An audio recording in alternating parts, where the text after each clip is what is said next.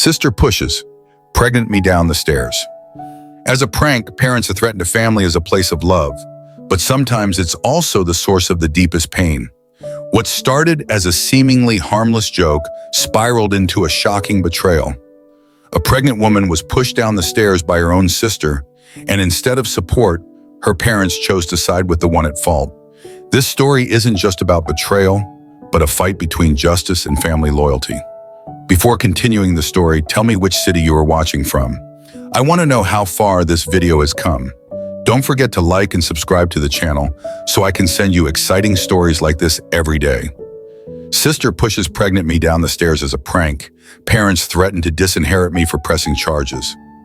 I ended up in the hospital after my sister shoved me down the stairs during her party, claiming it was a harmless joke. My parents are now threatening to take away my inheritance if I file a complaint. I am 4 months pregnant at the moment. 28F. For the past 2 years, Ethan, my spouse, and I have been attempting to conceive. To be honest, there were times when we thought we might not make it. The wait seemed to go on forever. Then somewhat unexpectedly, we learned what I was expecting. Given all of the challenges we've faced thus far, this pregnancy holds immense significance for us. The fact that we will soon be welcoming our first child into the world makes us incredibly happy. Ethan and I decided to be extra careful this time because I've had miscarriages in the past. We made the decision to conceal the pregnancy until we were positive that everything was going according to plan in order to protect our emotional health. If for whatever reason we also lost this pregnancy, we wanted to shield ourselves from the extra pain of having to grieve in public. My younger sister, Elle, and my parents were unaware of my pregnancy until last week. At times, it seemed weird to keep them in the dark, but I also needed the time to think things through. From significant life events to minor triumphs, my family has always been the kind to everything. To be honest, I adore that quality about them. We've created a ton of wonderful memories together throughout the years, and it adds a special touch to every occasion. But when it comes to going to family gatherings, I've been a little aloof for the last 4 months. Given how emotionally taxing the pregnancy was, I simply needed more time for me. However, my younger sister Elle was ecstatic when she received a promotion at work last week. Last year, Elle's ideal wedding was meant to take place, but at the last minute, everything went wrong. Her ex cheated on her with one of his co-workers at his bachelor party the night before the wedding. The groom didn't even have the grace to show up and speak to Elle on the day of the wedding. Rather, one of his buddies arrived to break the heartbreaking news that he had made the decision to completely cancel his participation in the wedding. The entire scenario was really embarrassing, and our entire family was startled. It was meant to be one of the most joyful days of her life, and we had spent a lot of time getting ready for it. Elle was heartbroken. All of her hopes and excitement for her future with this man had been dashed in such a public and harsh manner. Elle immersed herself into her career after that. She used it as a coping mechanism to keep herself occupied and diverted from the pain. Although she has always been driven and ambitious, her commitment to her work increased significantly following the wedding disaster. Therefore, her recent promotion marked a significant turning point in her career and personal life. She virtually pleaded with me to come since she wanted to celebrate the occasion with a party. I could tell she truly missed having me around when she said she hadn't seen me in a long time. Additionally, I was being urged to attend by my parents, who kept urging me to do so and expressing how much it would mean to her. Given that I hadn't attended the last few family get-togethers, I really didn't want to let her down. I therefore at last consented. However, I didn't want to detract from Elle's accomplishment on her special night by being obviously pregnant and taking away the emphasis. The last thing I wanted was that. I didn't want to detract from her moment. I wanted her to experience it, but it was becoming more and more difficult to conceal as the baby bump grew. For one night, though, I believed I could handle it. In order to hide my tummy, I wore a long, flowing dress.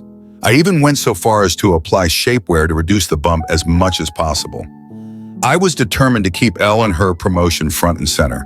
Everything appeared to be proceeding as planned when I arrived at Elle's party.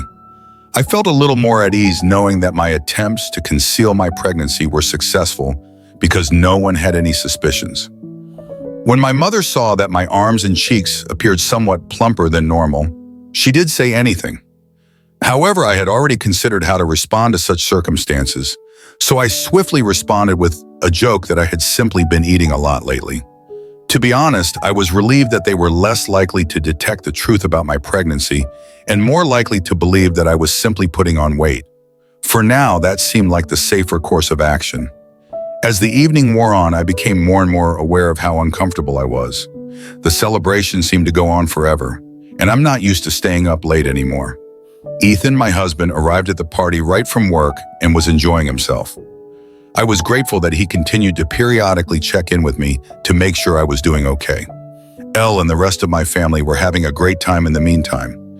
They were having a great time dancing in the backyard and doing shots. Seeing Elle so joyful and carefree, especially after everything she's been through, made me glad. However, I began to feel nauseous, most likely due to the heat of the evening and all the greasy food. I slipped inside and found a peaceful seat on the couch after deciding I needed to escape the boisterous dancing and loud music. At that moment, my only true desire was to get home, raise my feet, possibly massage my legs, get into bed and read on my Kindle for a little while. I briefly closed my eyes in an attempt to relax and collect myself. My Aunt Grace sat down beside me at that moment, waking me up. I had fallen asleep without even realizing it. Without providing a reason, I shook my head when she offered me a glass of wine. She went on to say that I looked pregnant and that my face was nearly glowing the entire evening. I froze, unsure of how to respond. Aunt Grace is no fool, so I tried to shrug it off, avoiding eye contact and feeling uncomfortable. She asked me directly, "Are you really pregnant?" as her eyes widened in shock. Despite my inner panic, I made an effort to remain calm. In an attempt to divert her attention, I shook my head, but Aunt Grace put her hands on my stomach and her eyes brightened with total conviction. "Oh my God, darling, you are pregnant," she cried. She chuckled and drew me into an embrace. I was a little alarmed and practically begged her not to tell anyone just yet because I didn't think the time was perfect to make the announcement. However, Aunt Grace dismissed my worries. She reminded me that everyone had been eagerly anticipating this time, hoping that I would become pregnant, and demanded that the family should be informed of this wonderful news. Aunt Grace smiled at me, held my face in her hands, and reminded me that it was a family night, even though I told her it was Elle's night. She told me not to overthink it, and that because everyone had come together, it was the ideal moment to share. Everyone was still dancing and partying when Aunt Grace got up and went outside before I could stop her. As I saw her, my heart fell. Aunt Grace captured everyone's interest with all the zeal in the world. Without wasting a beat, she pointed at me and told everyone that I was pregnant after telling them she had some important news to deliver. There was a moment of stillness while everyone processed Aunt Grace's words. Then everyone in the party burst out. My relatives hurried over to me, around me with congratulations, shouts, and hugs. They were ecstatic, giving me a hug while crying and expressing their excitement for Ethan and me. They were naturally thrilled to hear the news because they were all aware of my past miscarriages. My parents were so emotional that they were crying. In celebration of this new chapter in our lives, many congratulated Ethan and gave him hugs as well. I definitely didn't want to reveal my pregnancy in this way. I had imagined a more private, intimate event, something modest and unique, something I could share with my family when I was ready. At a gathering that was supposed to be all about Elle, I had instead been dragged into the spotlight. I saw her standing off to the side at that point, smiling as best she could, but obviously feeling uncomfortable. She avoided making eye contact with me and wasn't participating in the festivities. I was overcome with remorse because I had worked so hard to stay out of situations like these. I approached her and apologized for Aunt Grace's disclosure of my pregnancy. Elle inhaled deeply and inquired as to why I hadn't before disclosed my pregnancy. I clarified that I had intended to make the announcement a few weeks later when I was more at ease and prepared to do so. She pursed her lips, shook her head and murmured, "Whatever. I suppose your request was granted." I was surprised by her response and her comments hurt. I attempted to reason with her, but Elle didn't seem interested in having a conversation. She moved away after taking a sip of her wine and stopped focusing on me. Overwhelming advice from friends and family on being a first-time parent consumed the remainder of the evening. Everyone appeared excited to share their experiences and advice. Elle, meantime, continued to glare at me from the other side of the room as though I was somehow to blame for everything. I felt much more guilty and uneasy after her response. I had an overwhelming want to go to the bathroom at one point. I stood up and went to the guest bathroom, but it was completely packed. I went upstairs to use the restroom in the main bedroom because I felt like my bladder was going to explode. I went to the bathroom to relieve myself, and when I came out, Elle was waiting for me outside. She appeared inebriated. Sensing the awkwardness between us, I tried to apologize again with an awkward smile.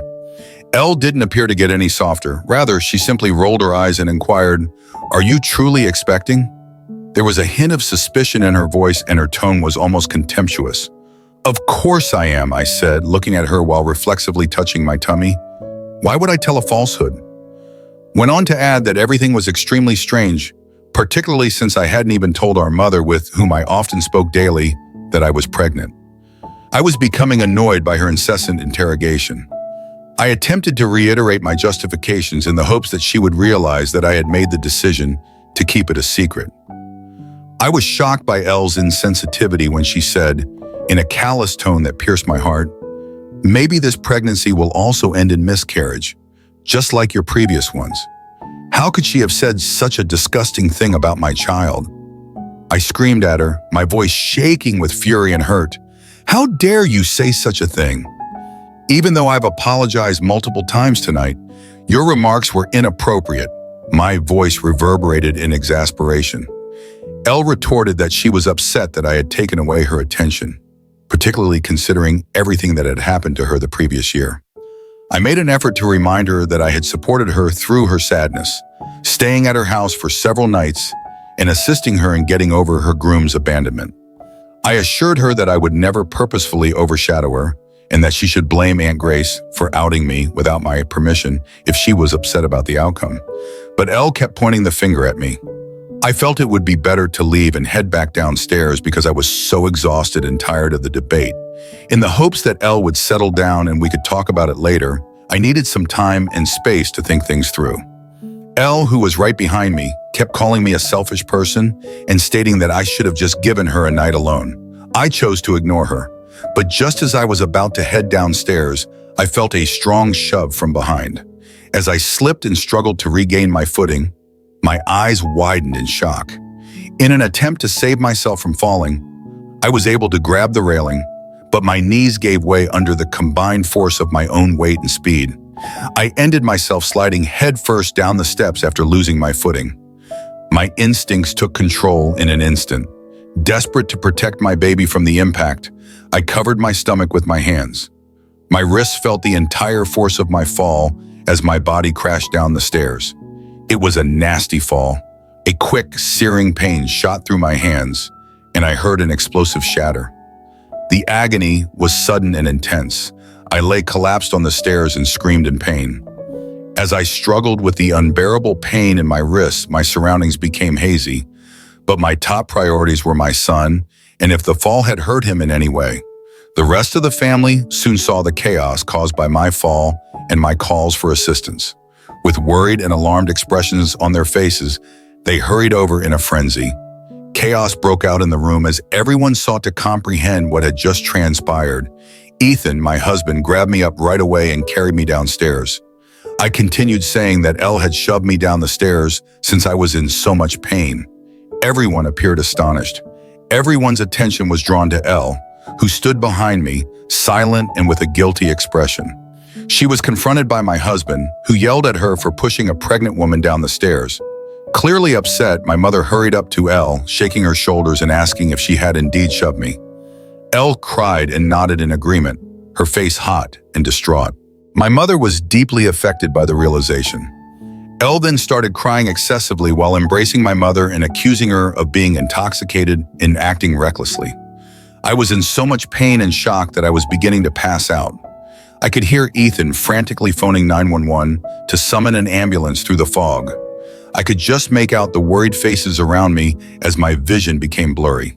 After then, everything was a haze of sirens, chaos, and frenzied activity. I ended up in a hospital room when I eventually came to. Ethan appeared worn out as he slept in a chair next to my bed. My throat was dry and parched, so I gently woke him up and asked for some water. I asked him what had transpired following the fall as he assisted me in drinking the water.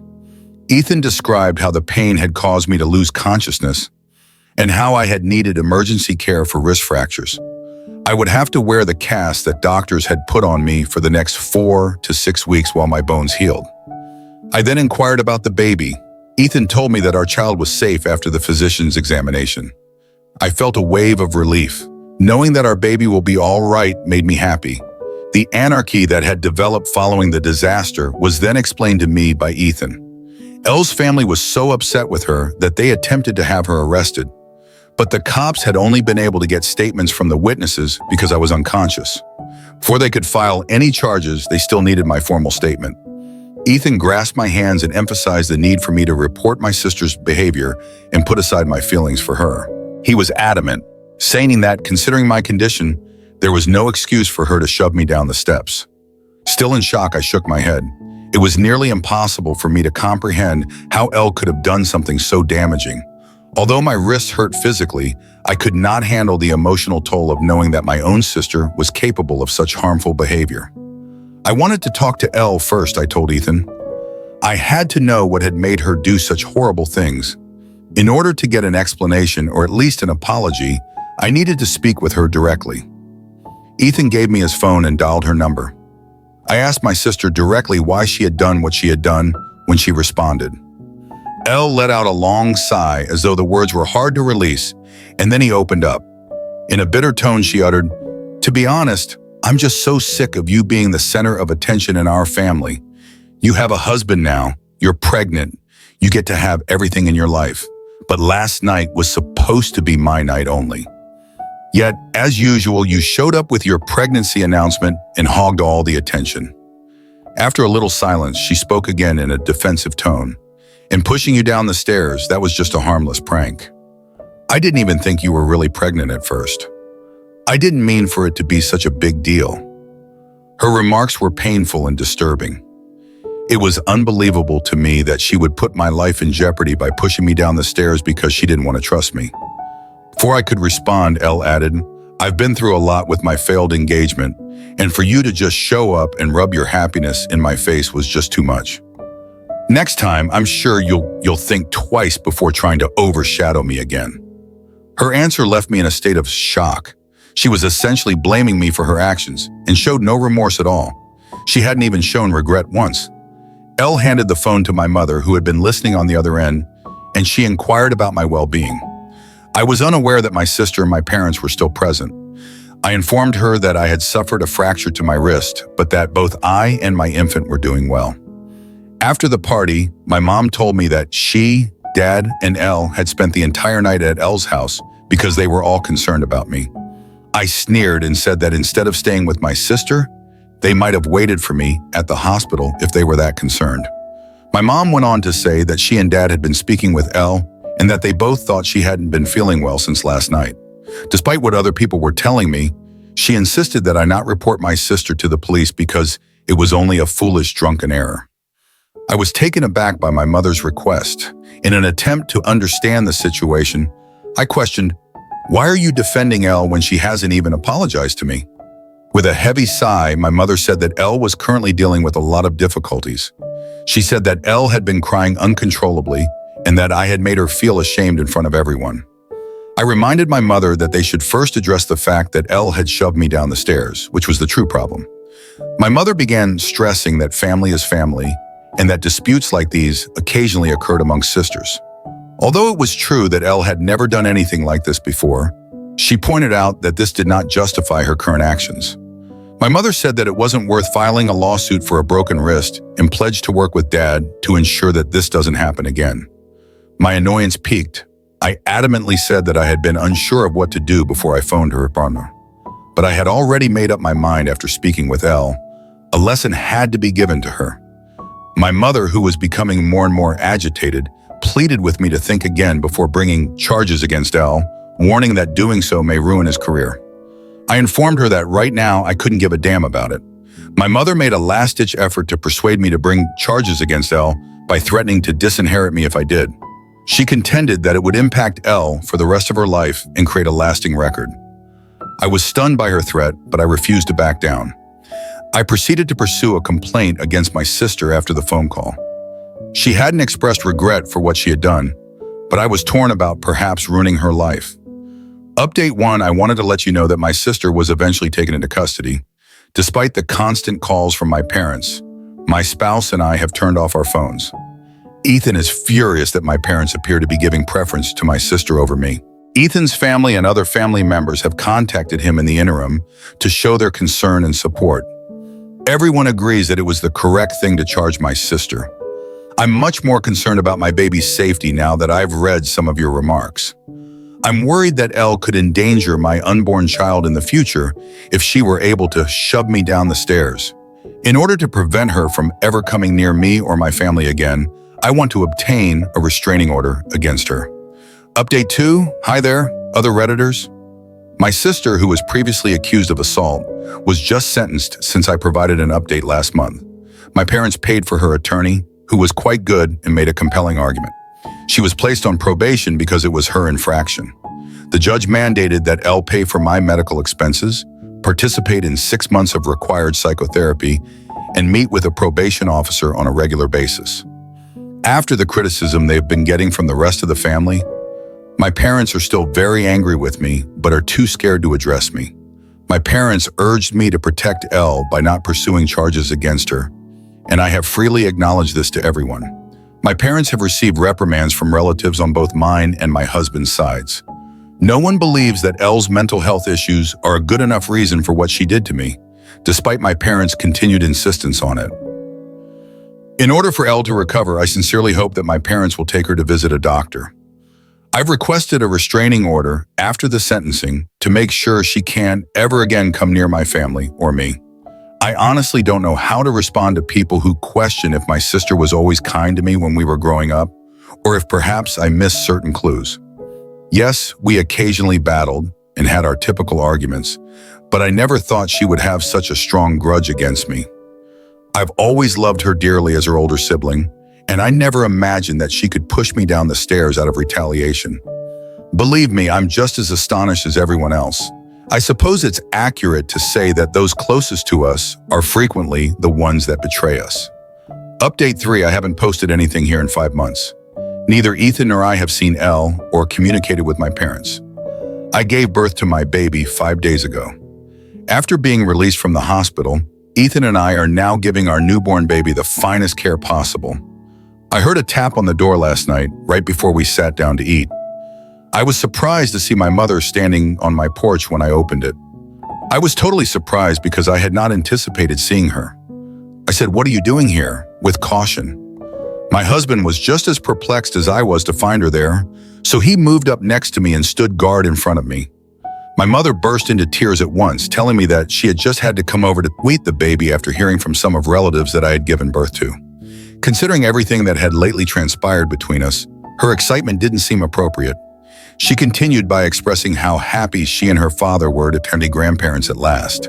In order for us to rejoice as a family, she said that Dad would be coming soon with some wine and baby presents. Ethan and I exchanged a look of incredulity. Did my mother truly act as though nothing had happened in the past few months?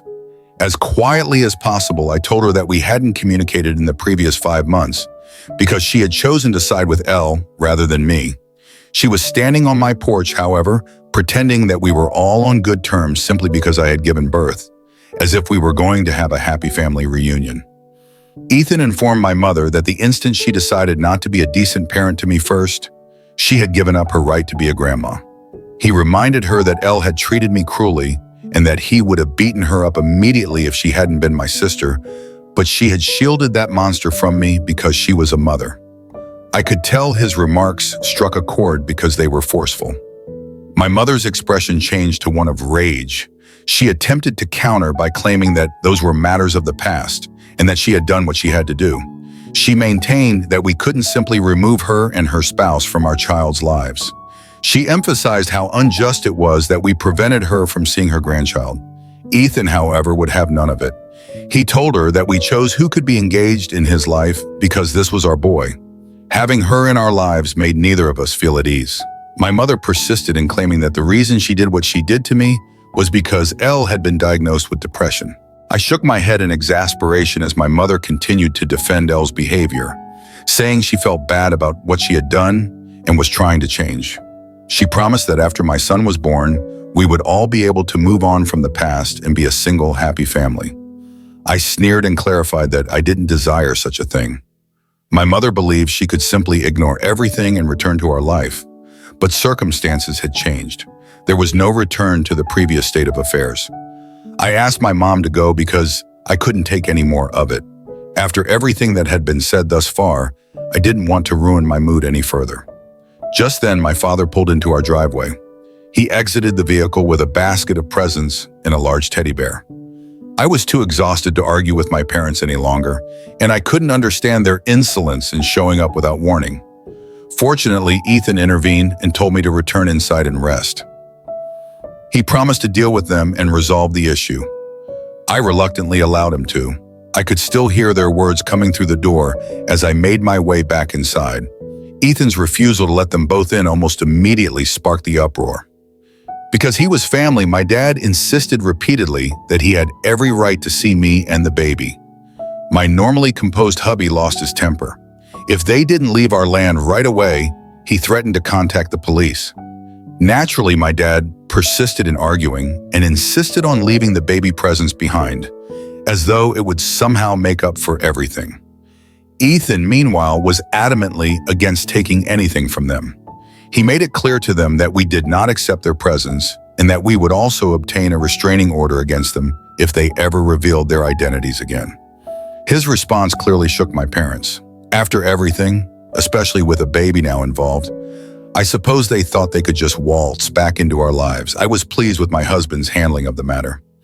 After our conversation today, Ethan and I have decided to put cameras throughout the house as a precaution. I wish to never again see my parents. We had once shared beautiful days together, memories of a family that I had always hoped for. But now I realize those memories were just illusions, because the hurt they caused me is something that cannot be forgiven. The feeling of betrayal by the people I once loved most is a deep pain that I cannot forget. This event has made me realize that I don't need to be bound to people who don't deserve it. Family isn't about those who exploit and hurt each other. It's about those who love and protect one another. Ethan has helped me realize this. He's not just an amazing husband. He's also my protector, standing up for me and our baby. He's shown me that no matter what, we can create a family built on love and respect. We're building a new life, one without the interference of people who have hurt us. It's a peaceful life, where Ethan and I can live freely, love each other, and raise our child without the worry of anyone interfering.